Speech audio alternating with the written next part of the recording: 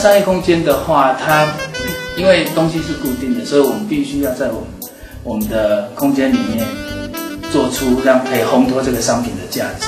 所以这是一个跟住家蛮大的。一般商业空间来讲的话，它就大家所认识的有国际精品，然后有日系的、欧系的跟国产的品牌。那我觉得我们做国际品牌，因为它的形象都是国外已经做好基本设计，所以我们在台湾是专门负责他们的实施设计的部分。国产品牌的话，我们就是从它的整个形象啊跟商品啊，我们都要去了解。那比方说我们做衣服的话，我们先会去跟业主了解他的衣服，它的走向定位会到哪边，然后它的客单价，然后它所设定的课程，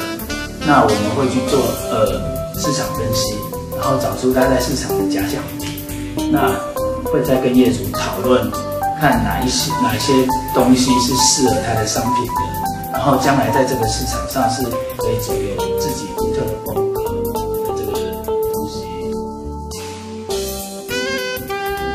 休闲活动其实跟工作其实是混搭在一起的，因为是兴趣，所以就不觉得这个是工作。如果说真的比较有空闲的时候啊，我们就会喜欢往那个山上去跑，也许去跟阿公种田啊，或是种菜，或者是说带小孩子去骑脚踏车。那还有就是说，有人常常觉得说设计师的灵感怎么那么多，好像用不完的样子。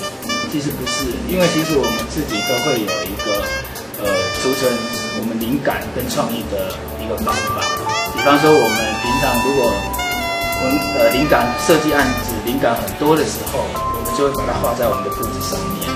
然后以后如果遇到真的没有灵感的时候，我们会去翻我们的那些小册子，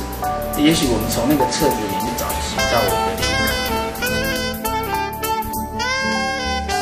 当初看这个房子，感觉它的格局不是很理想，那所以想找设计师帮我规划。那我本身也蛮喜欢时尚的一个风格的设计，所以我就请陈设计师来帮我做规划。这个案子的时候，其实它的平面空间配置的不是很好，那因为它的采光不错，那所以我们觉得在设计上还是有很大的发挥的空间。那跟业主讨论完之后，有了解到他们的需求，比方说他们要的是收纳，然后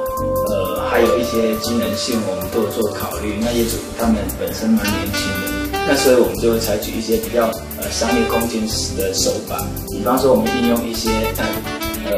那个大量的布幔去做隔音的效果，然后很多像厨房啊或是厕所都采取一张式的手法。虽然说空间不是很大，可是整个做出来的那个效果，业主还蛮满意的。